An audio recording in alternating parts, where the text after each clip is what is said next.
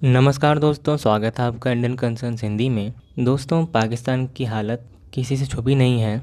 हाल ही में एक हफ्ते पहले पाकिस्तान की तरफ से एक बड़ी खबर आई थी जिसमें ये कहा गया था कि पाकिस्तानी रुपया $1 के मुकाबले 35% तक अपनी बढ़त खो चुका है। दोस्तों, किसी देश का 30% से अधिक अपनी करेंसी में गिरावट एक बहुत ही बड़ा फेलियर होता है उस देश की इकोनॉमी का या उस देश की सरकार का। इन सभी के बावजूद पाकिस्तान अपने परमाणु हथियारों की भूख को अब तक ख़त्म नहीं कर पाया है।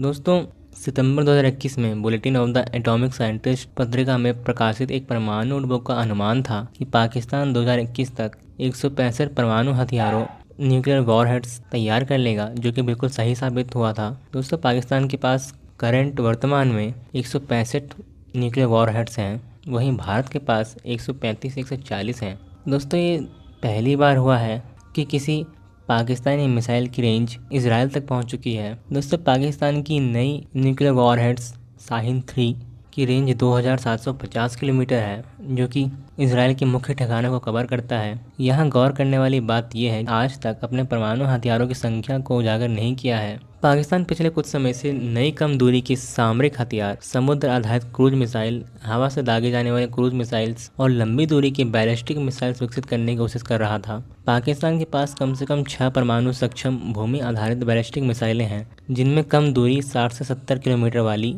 NASR हाफ 9 ठोस ईंधन मिसाइल भी शामिल है। इन मिसाइलों से भारत के प्रमुख ठिकानों पर हमला किया जा सकता है। दोस्तों, एक तरफ चीन और भारत के दूसरी तरफ पाकिस्तान है, जो कि भारत के सबसे बड़े दुश्मनों में से एक है। वहीं पाकिस्तान के पास कुछ न होते हुए भी वह अपने डिफेंस सेक्टर्स को और अपनी मारक क्षमता को बढ़ाते जा रहा है, और भारत को अपने हथियारों और मिसाइलों की याद तब आती है जब उनके ऊपर युद्ध का खतरा मंडराने लगता है। दोस्तों, भारत का रवैया 47 से ही लगातार बना हुआ है, चाहे कोई भी सरकार आए या जाए। हाल ही में डोकलाम विवाद के बाद भारत सरकार को याद आया उनके पास तो बोट्स भी नहीं है पेट्रोलिंग के लिए, और भी कई तरह के असाइनमेंट्स डोकलाम विवाद के बाद भारत सरकार ने साइन किए। दोस्तों, भारत सरकार के इस रवैये पर आपके क्या विचार हैं? आप हमें अपने कमेंट के जरिए ज़रूर बताएं।